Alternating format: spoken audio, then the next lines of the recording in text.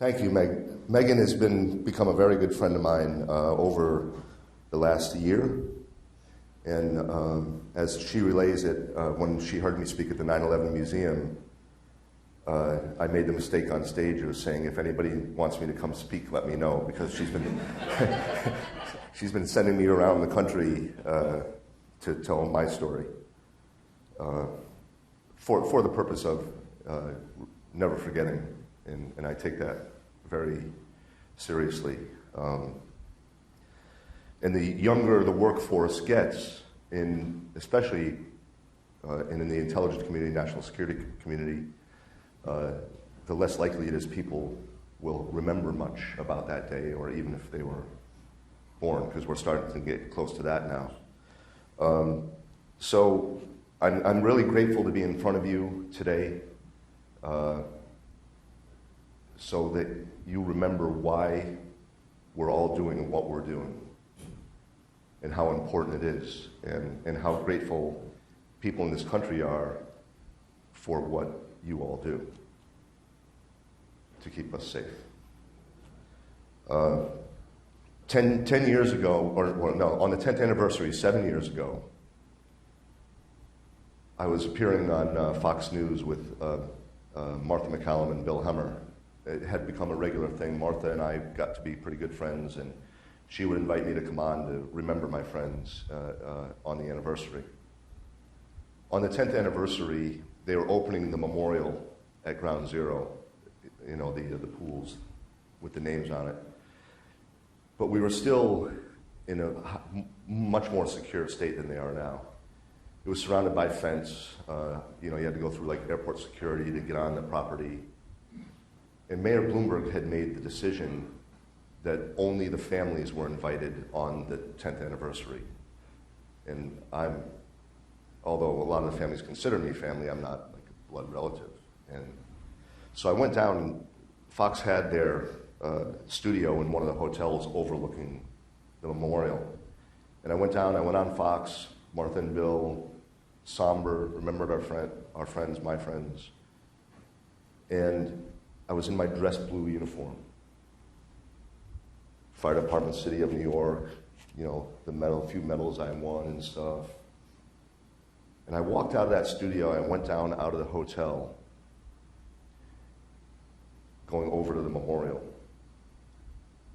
And I said to myself, I'm either going out on that memorial to see my friends' names today, or I'm going to jail, but I'm doing one of those two things. And so here's Fireman Tim dressed up like this, goes to the poor young people at the desk, you know, and you have to give them this P number, which I didn't have a P number. It says your family. And I asked them, and they were like, we're sorry, you can't go in. And so my face went like this, red, red, red, red. And I heard behind me this big booming voice, you, come over here.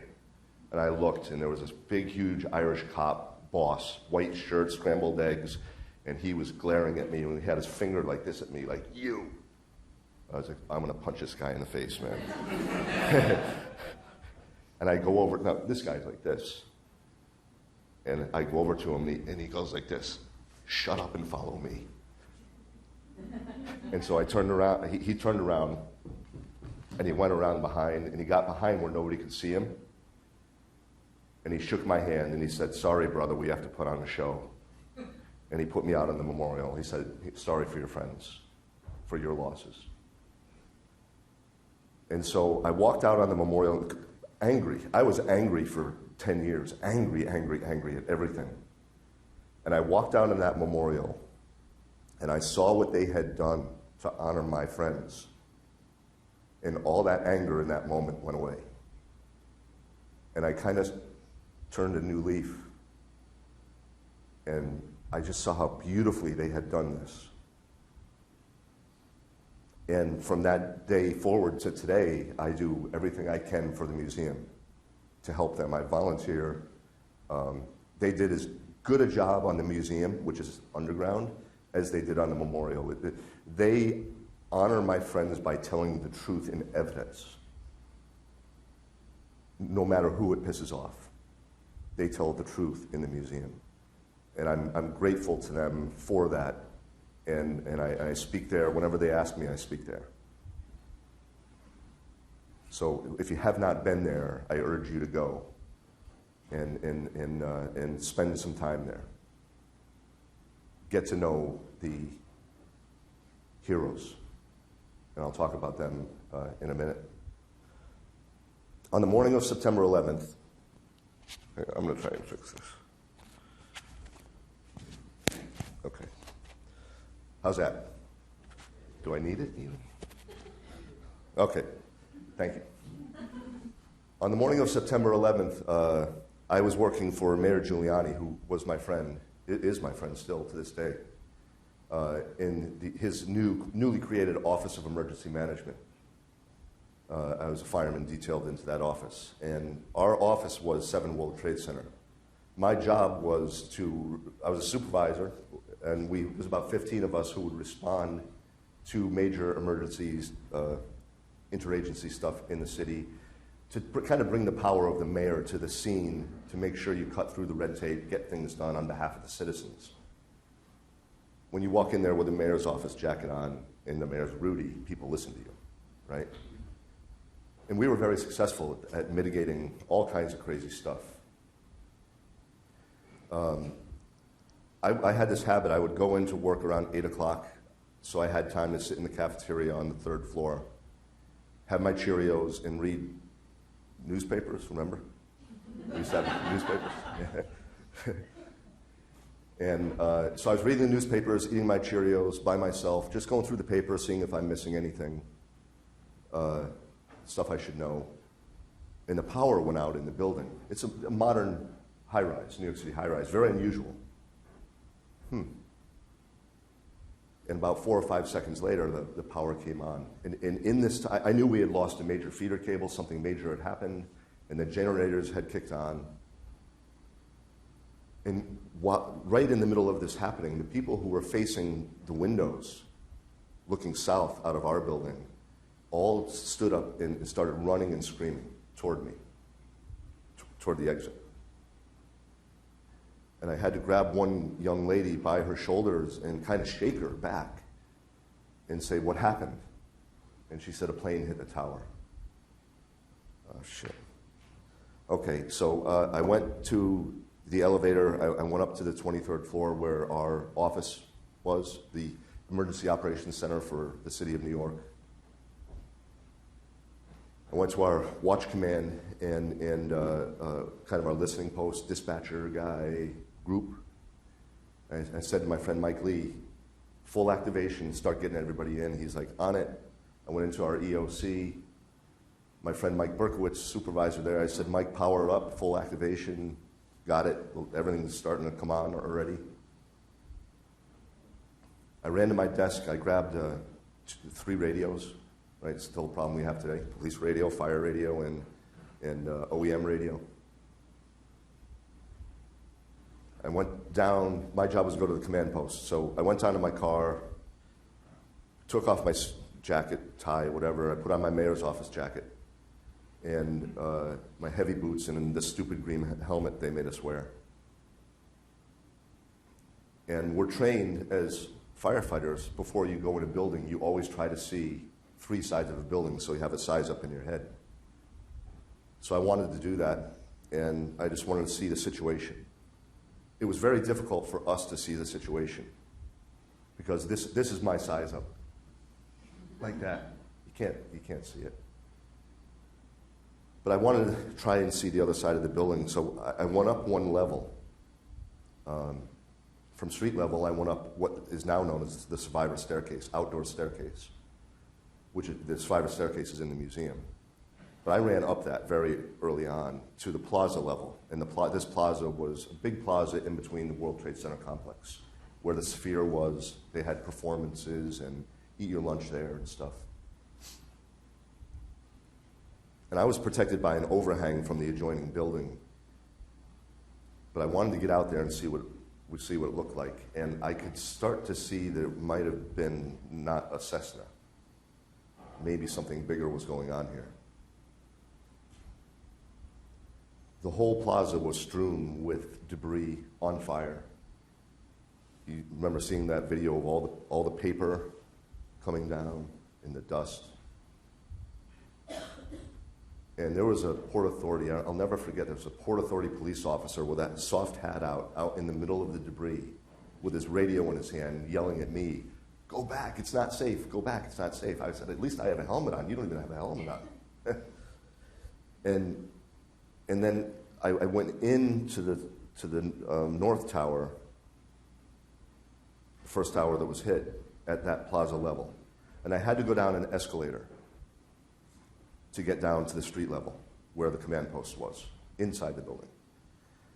And all these hundreds and hundreds of people were using this escalator to go down to that level so they could go underground to escape the building. And it was like a funnel. And I remember seeing, all these people trying to get on the escalator. And I noticed very clearly what they were not doing. They were not screaming and pushing and trampling each other out of the way. In fact, they were doing the exact opposite. For every person who was disabled, obese, injured, pregnant, there were 4 or 5 civilian office workers helping that person. And I said to myself in that moment, just that flash in my head, I said, no matter what happens today, we're going to be okay. Because that's the spirit of humanity. That's the spirit of America, and that's the spirit of New Yorkers. And it gave me a little bit of hope. I got on that escalator and started going down, and the whole lobby was full of firemen with the yellow stripes, right, on the coats, the reflective stripes. The cops thought it was funny to call us bumblebees, and that's exactly what it looked like. There were hundreds of bumblebees waiting for their assignment to go up. I got to the bottom of the escalator, and I saw my dear friend Chris Blackwell. Chris was a Bronx fireman, like me, like Bronx fireman. Bronx, Harlem, a lot of experience in a rescue company, right? Kind of the elite of the New York City Fire Department. And I had worked with Chris for about 5 or 6 years. I knew Chris well. And we had this ritual between us. You imagine this guy, he doesn't shave all the time, and he's a little rough looking. All his firefighting gear is like melted. I love this man. When he wasn't a fireman in the Bronx, Harlem area, he was a paramedic in Connecticut.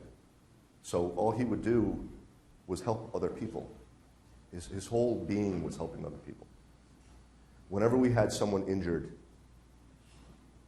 whether it was a child or, we always looked for Chris's hands to put that person in his hands. Because that would give that person the best chance they would ever have at living. So Chris and I had this ritual whenever we saw each other for years up in the Bronx. He always had the unlit stub of a cigar in his mouth. And he would go like this and take the cigar out, and we would kiss on the lips, and then he would put the cigar back in, and all the firemen would go, And so we did that in the lobby of the North Tower. And I kissed my friend, and he put the cigar back in. And he said, "Timmy, this is really bad." And for us to say that to each other is saying something.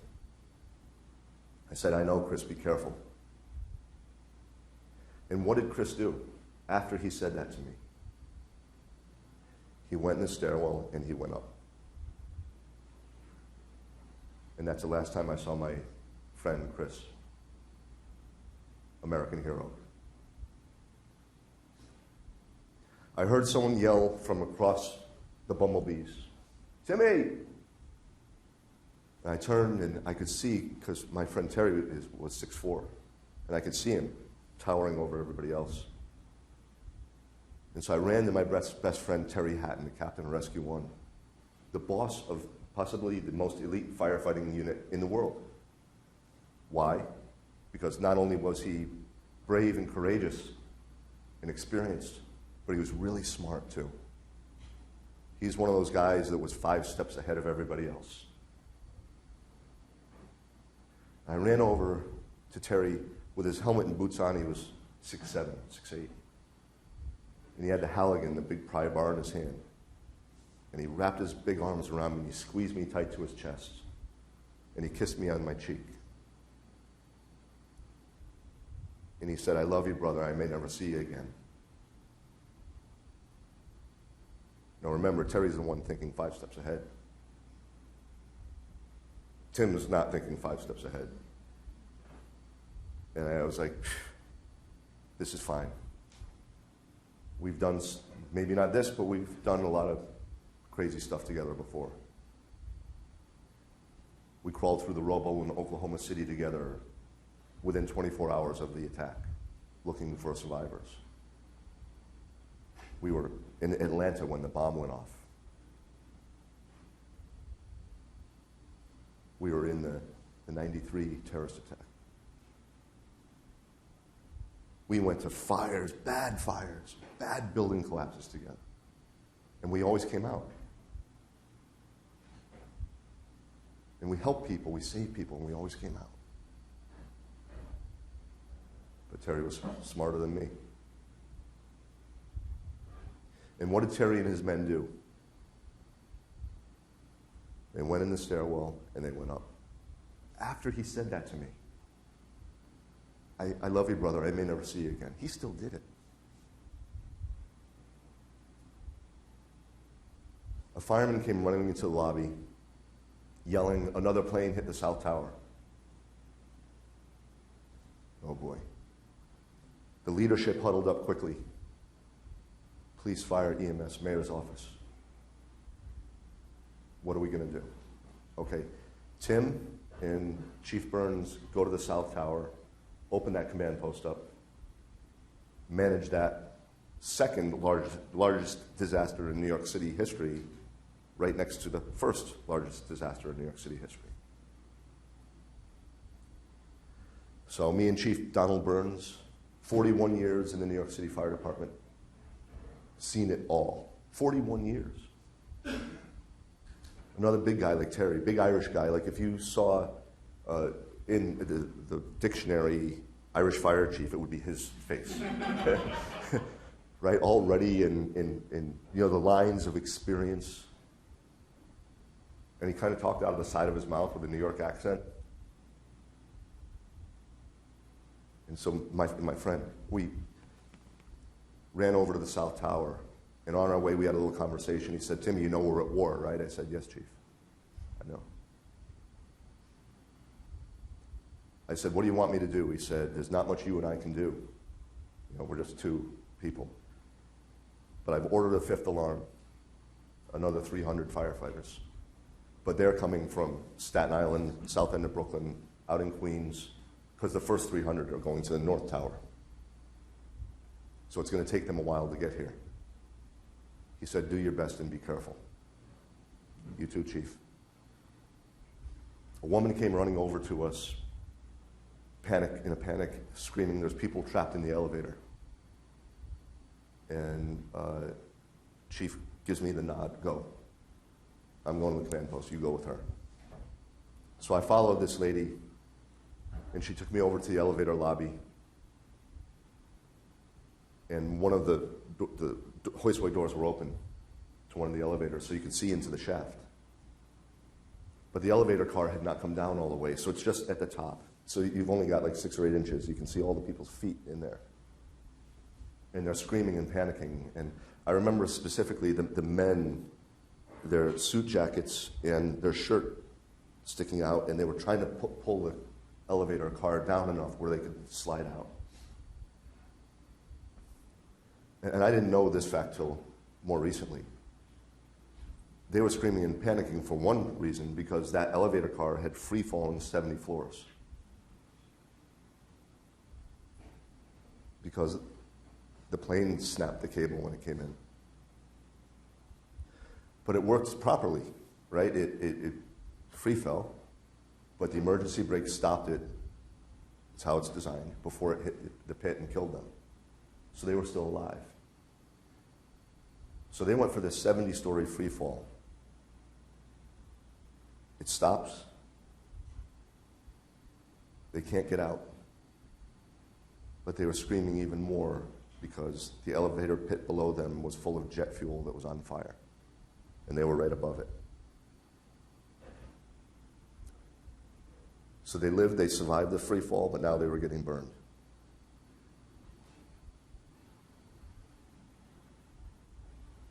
If anybody ever, if I hear that word torture from anyone else, you want to talk about torture? I witnessed it.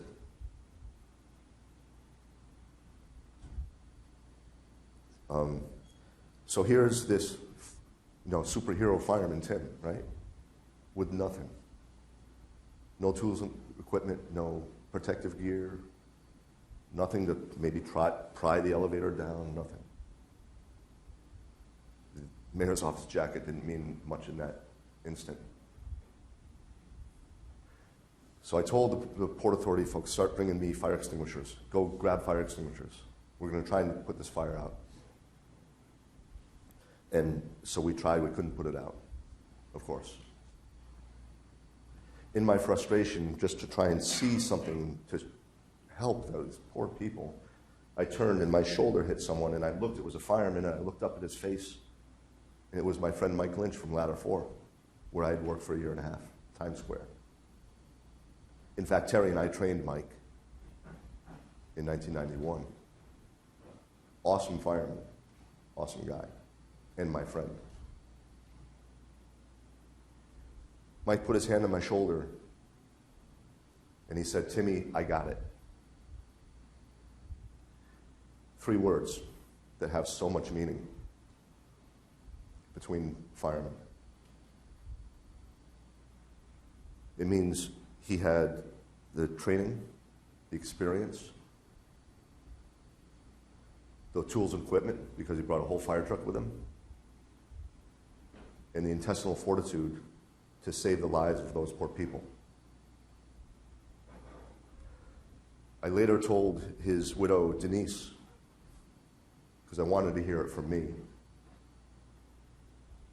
that when Mike said, "Timmy, I got it," he may as well have had wings, angel's wings coming out of his back, because he was the angel who was going to save the lives of those people. American hero, right? We got over our radio, 3rd plane coming, it's ours, confirmed, it's imminent, take cover. Confirmed.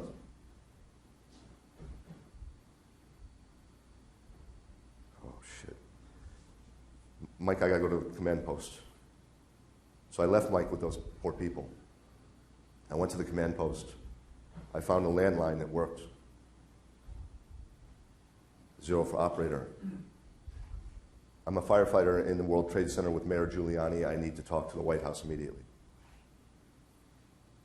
She tried. She couldn't get through. I said, "Okay, can you try that? Please get the Pentagon." I'm not sure I said please. She was wonderful. She said that the Pentagon's been under attack, and that's the first we knew of it. So our situational awareness was about 0 compared to the rest of the world. So I wound up talking to New York State Emergency Management, and they assured me that the fighter jets were coming our way as fast as they could, which gave me a little bit of hope. The lobby was filling up with people who were badly injured, who had come down the stairwell 60, 70 floors, burned, bloody, broken. And when they got to the lobby, they got out of the stairwell and they got in the lobby, they collapsed, mistakenly thinking they were safe. And we knew they were not safe. Not only that, but the evacuation was backing up because the lobby was full. So Chief Burns said to me, "Timmy, go get the paramedics in here. Start getting these people out of here." That's why I left the South Tower. I ran out on Liberty Street. soon as I went out the doors, I saw a dead fireman, Danny Sir from 216 Engine, who was killed by someone who jumped, fell, or was pushed out of the upper floors. Killed. He was dead. He was walking with his buddies going into the building. They were trying to help him, but he was dead. I heard someone yell my name, and I looked over, and it was Mike Lynch. He was at his fire truck, ladder 4, and he was taking the Hearst tool motor off the truck. That's the thing we usually use in the auto extrications, spreaders and cutters. And the motor for that is really heavy. It's a two-man operation. And he was trying to get it out of the compartment, and he yelled, "Timmy, so, give me a hand." So I ran over to Mike, and another fireman got there first to help him. And he waved me off, and I waved to Mike, and that's the last time I saw my friend Mike Lynch.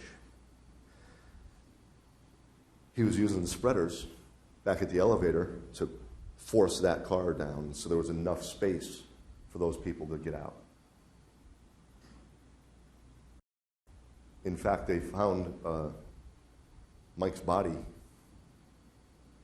with the Hearst tool and those people in the elevator. We know for sure Mike saved two people. Two women got out because they relay the story of being in that elevator, and the guy with the red 4 on his helmet saved their lives.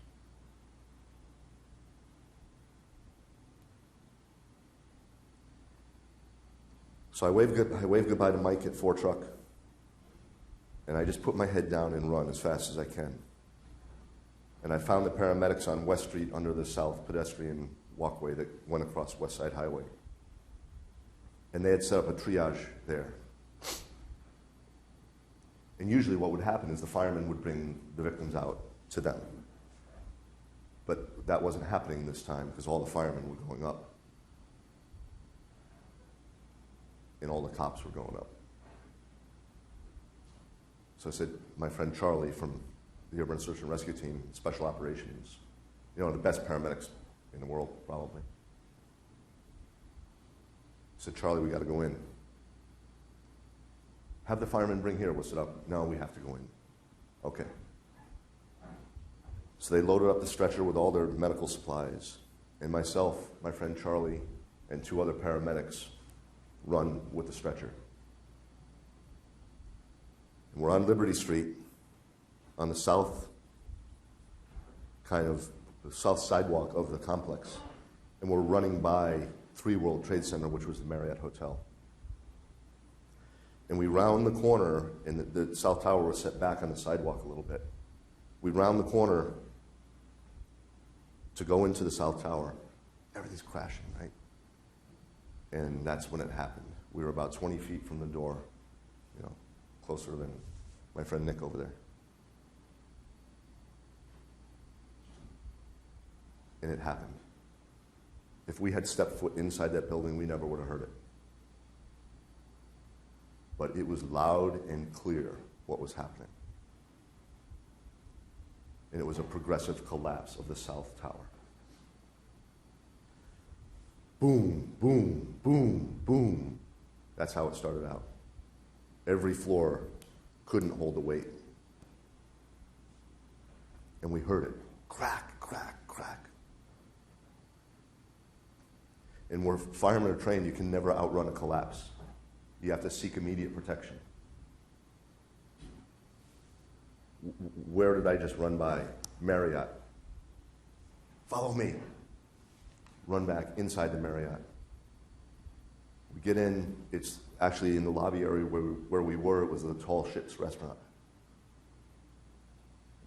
And we run inside, and it was as clear as this room. And like that, it went black. Pitch black. Everything that wasn't nailed down was in our face. The wind was in our face.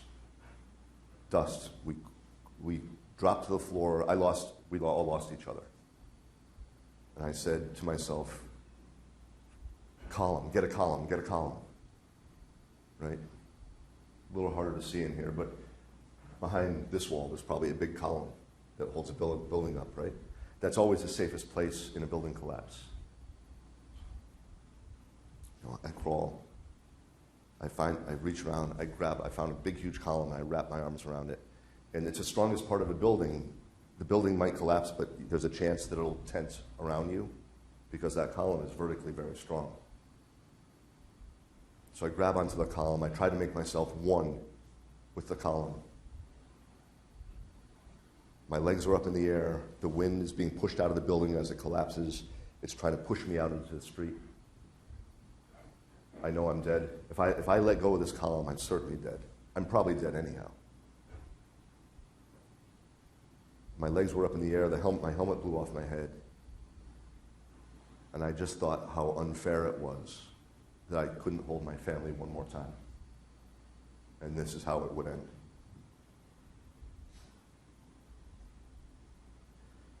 You couldn't breathe because the dust was so thick. I had to stick my head down in my shirt just to try and breathe. The noise, only way I can describe it is sitting on the tarmac at JFK, surrounded by 747s full blast.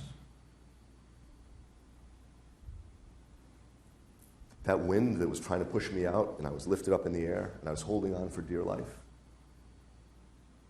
was scientifically proven to be 185 miles an hour, trying to blow me out of that space as Tower 2 collapsed on the Marriott, and the Marriott collapsed around us. And all this took about 20, 25 seconds. It seemed like an eternity. But then it just stopped, and I was alive. Wind stopped, the noise stopped.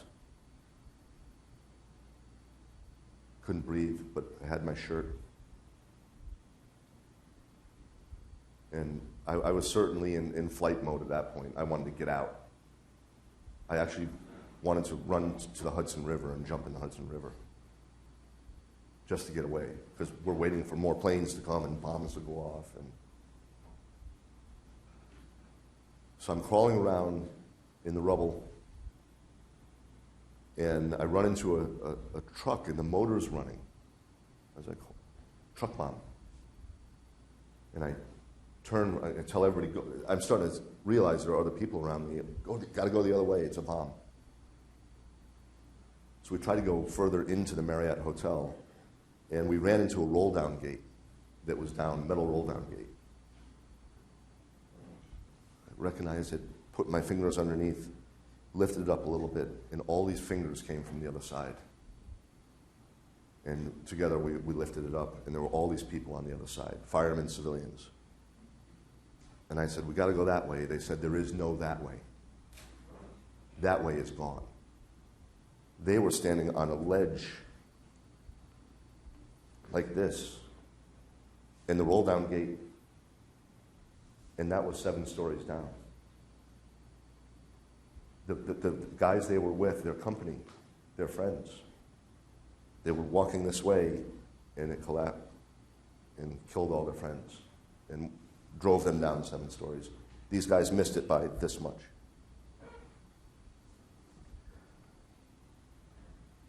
So, all right, we'll go the other way. And someone noticed a fireman coming in from the outside with a very bright flashlight. And I don't know if you were on the East Coast that day, but the weather was spectacular. One of the most beautiful blue skies in my lifetime. But where we were was midnight pitch black. That dust cloud you saw, we were under that. And the fireman was coming in from the outside. He was waving to us, come this way, come this way.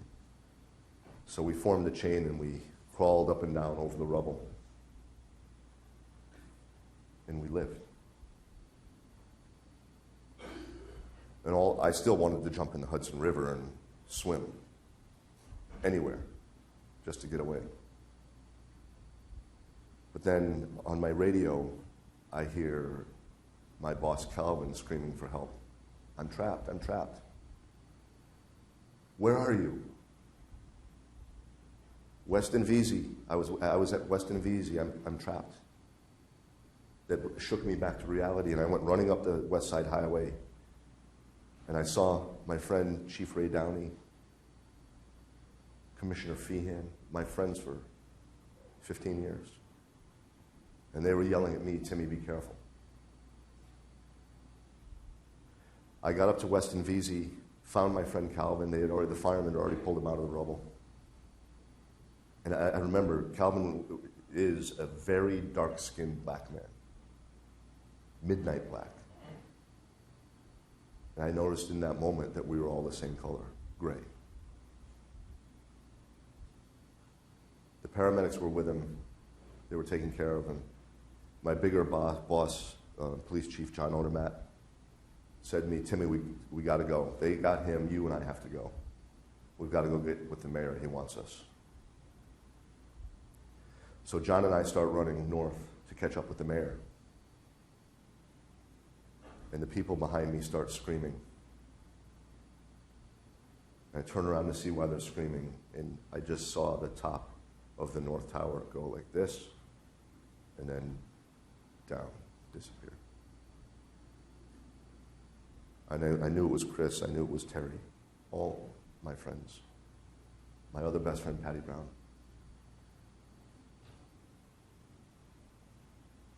Patty's last recorded words were from the 35th floor, where he used a landline to call the fire department dispatcher because we couldn't get through on the radios.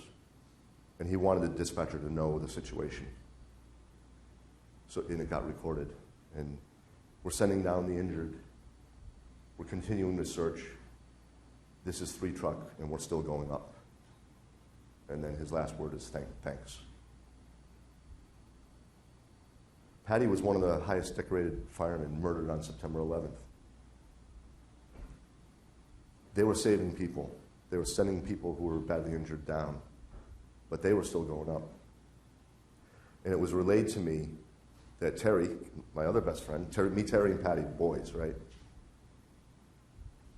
Terry and his men from Rescue 1 made it to the 83rd floor where they were putting out the fire, fighting the fire at the heart of the carnage, right?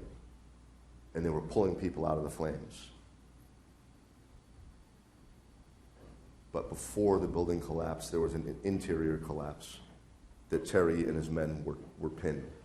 And Terry was screaming, "Mayday, mayday, mayday. Rescue 1 is trapped." Worst words a fireman will ever say or hear.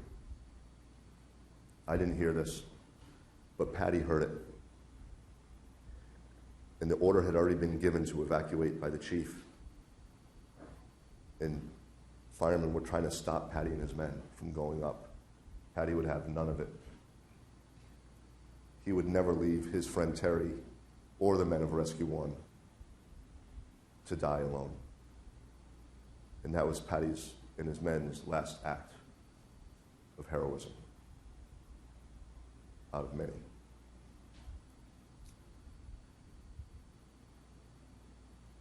On that day,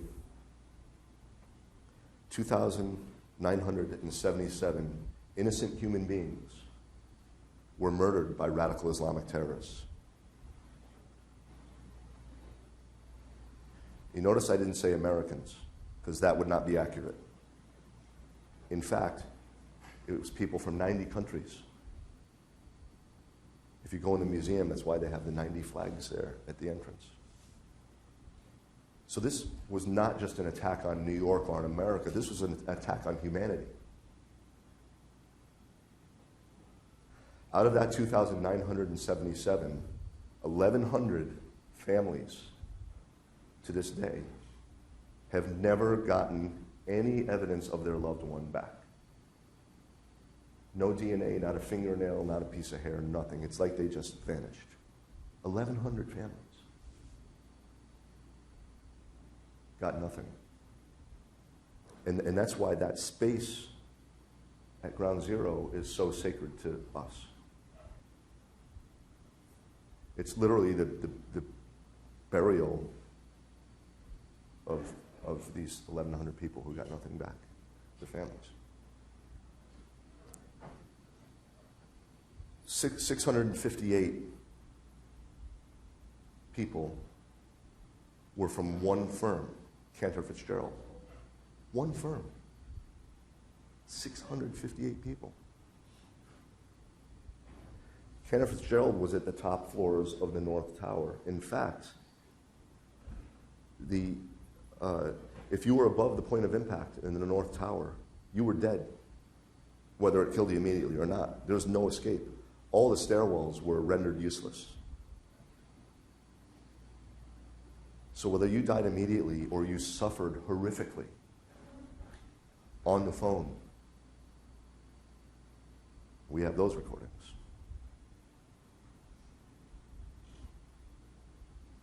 It was your death sentence. In the South Tower, 18 people were able to get down one stairwell and live. 18 people above the point of impact, or at the point of impact. And I'll tell you that story in a second. Because the firemen and the police officers were not the only heroes that day.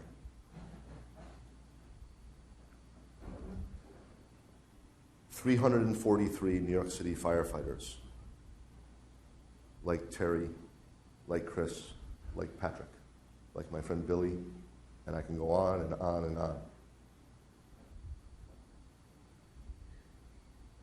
Even after they said those words to me in the lobby of the North Tower, they still went in and went up. Same as the cops.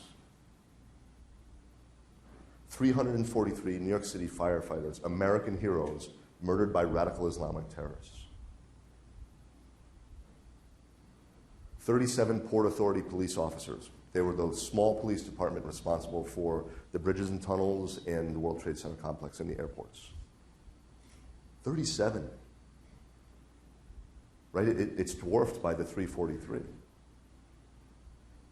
But their job, the Port Authority Police Department, is smaller. So they lost a bigger percentage of their job than we did, of our job.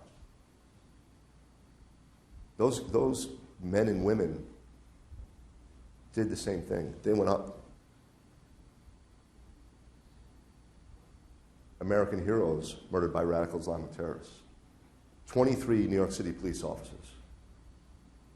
Same thing. 14 of the 23 were from their elite emergency services unit, arguably the best cops in the world. Rescue cops. I sent 6 of them up in the South Tower. They were the first rescuers to go up in the South Tower. None of them lived. American heroes murdered by radical Islamic terrorists. Right? And I'll end this story using another story because there were many other heroes there. Remember I said at the escalator where people were helping each other? And Rudy said in the weeks afterward, he said it was the worst day of my life and the best day of my life. And I got so mad at him for saying that. But if you think about it, good overcame evil on that day. And there are so many examples of it, of the love that humans showed for other humans. In the South Tower, I said 18 people lived who were at or above the point of impact, including my friend Ling Young.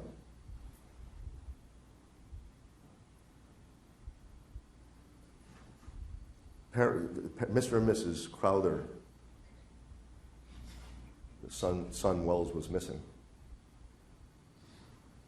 Among the many, right? They can't find him, they can't find him. They're crying every day, crying. Mr. Crowther hid in his bedroom. Didn't want to watch TV, didn't want to hear any of it. Mrs. Crowther devoured it up. TV on, radio on, newspapers, everything, looking for her son. One Sunday morning, she's reading the newspaper.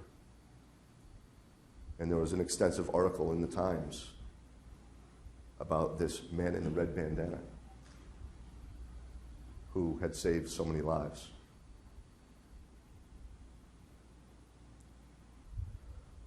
Wells Crowther was 24 years old.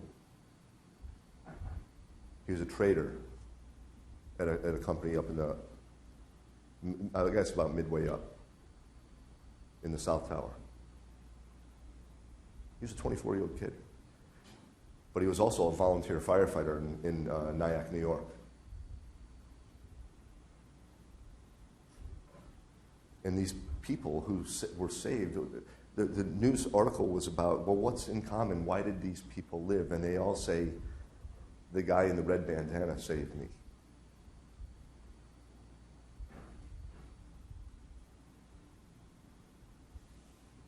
He was wearing a red bandana tied around his face.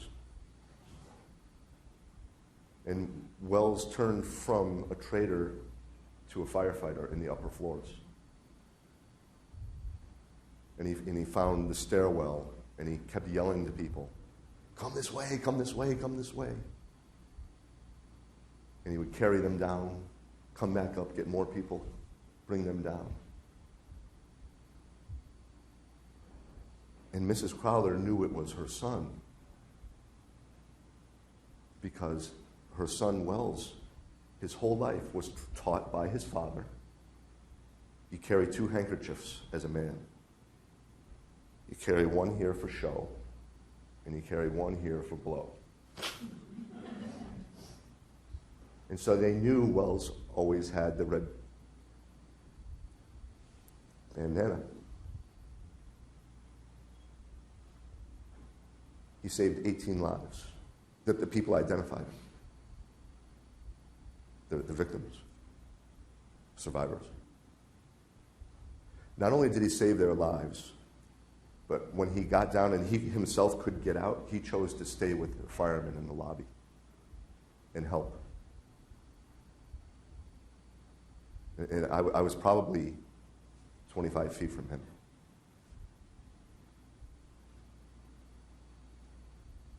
Wells is the only person in the history of the New York City Fire Department to be posthumously appointed a New York City firefighter. So his name is along Terry's name and Patrick's name and Billy's name. And there are so many other examples of this heroism of ordinary people.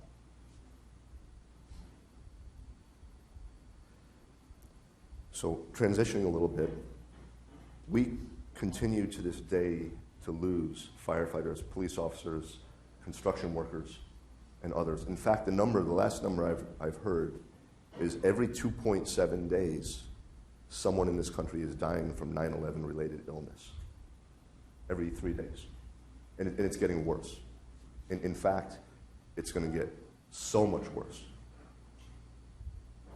I'm losing friends left and right. And the other thing we're facing, and we don't even have a handle on this just yet, is suicide.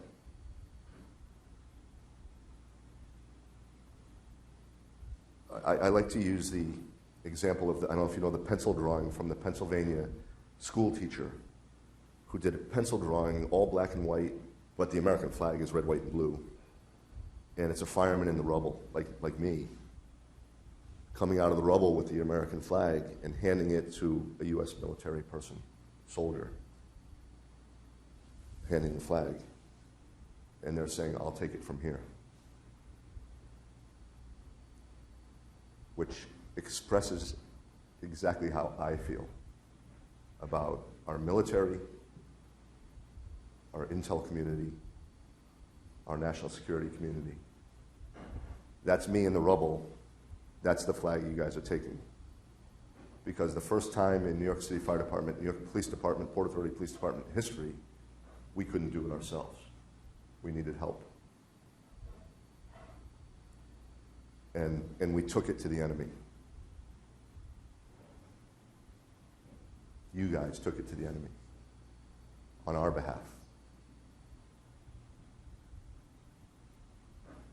You know, we've still got the 5 terrorists who planned September 11th in Guantanamo. That's the job I'm working on now. And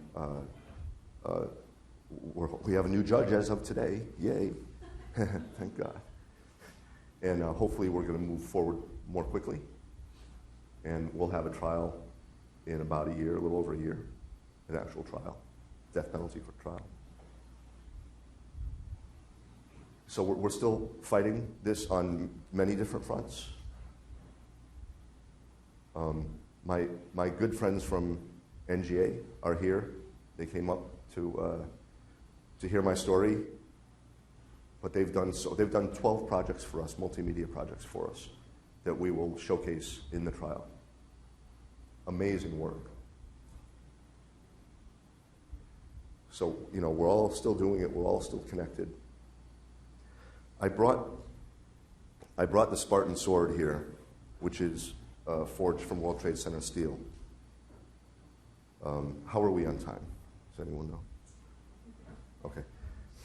So what happened, the story behind the sword is the fireman in Brooklyn, specifically Captain John Vigiano, senior retired. And some of those guys were going to Walter Reed. Captain Vigiano was a United States Marine in Vietnam. He was a legendary firefighter in New York City, rose to the rank of captain, beat cancer twice, raised 2 boys, John Jr. and Joseph. Joseph became a New York City police officer, and John Jr. became a New York City firefighter. Both killed on 9/11. They're only 2 sons. They're only 2 children. Instead of getting bitter and angry, Captain Vigiano said, I want to give back. And he started going to Walter Reed. Go back, get supplies, go back, give the wounded what they need. And they didn't just go visit him once and pose for a picture. They went back and back and back and became friends with these guys.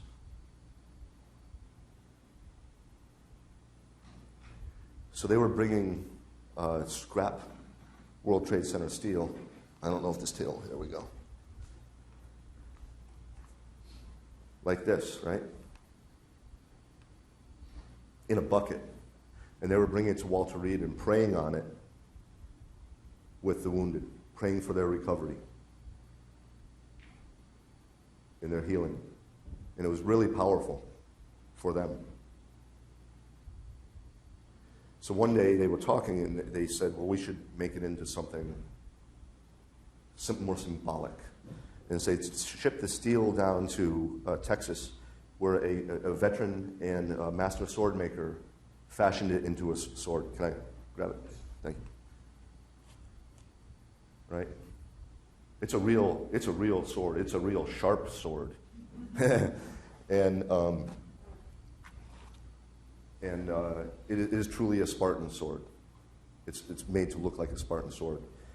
And it says on it, September 1st, 2001, it says, lest we forget, 343, 71 law enforcement, 8 EMT paramedics. And it has the flight numbers on it, and then it has fortitude,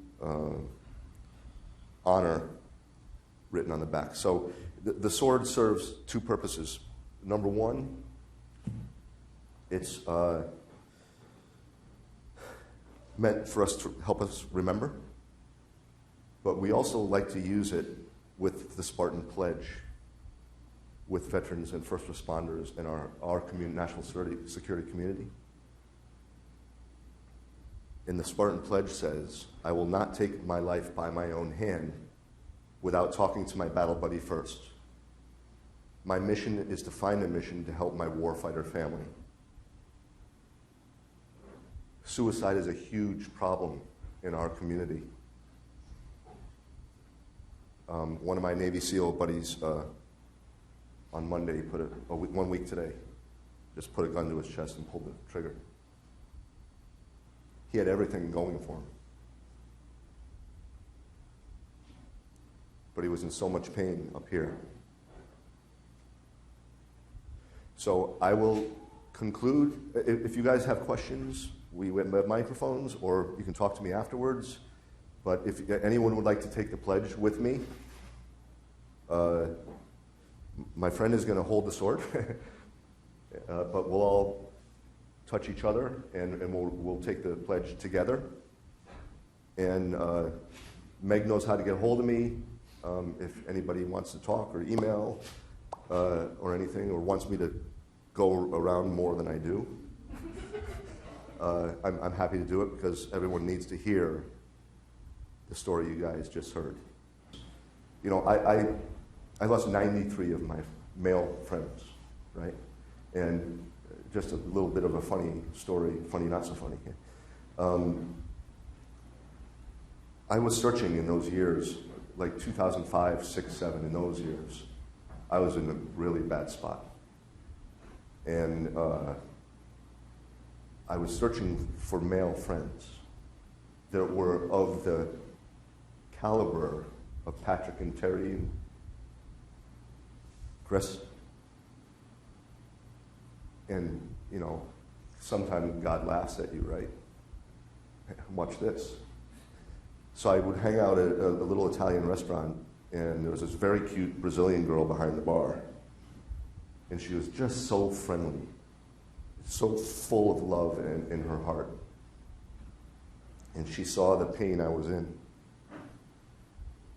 And she said, what are you doing after this?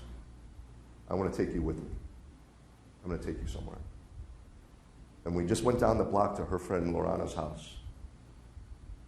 And we went up to her apartment, and it's Lorana and Matt and their son, Liam. I'll sit down on the couch. Matt, nice to meet you. He puts a beer in my hand. I was like, I like it here. And the next thing I know, this apartment fills up with 8 more gorgeous Brazilian women. And they just turn the music up and start dancing. And here's me and Matt, and Liam on Matt's knee with cold beer in our hand, and they're just celebrating life. And those ladies became my pals. And they took me to Brazil like 3 times. And so that was God saying, I'm going to take care of you, and it's way different than you expect, which I was grateful for. But that started, their love started bringing me back. And today I started a Speakers Bureau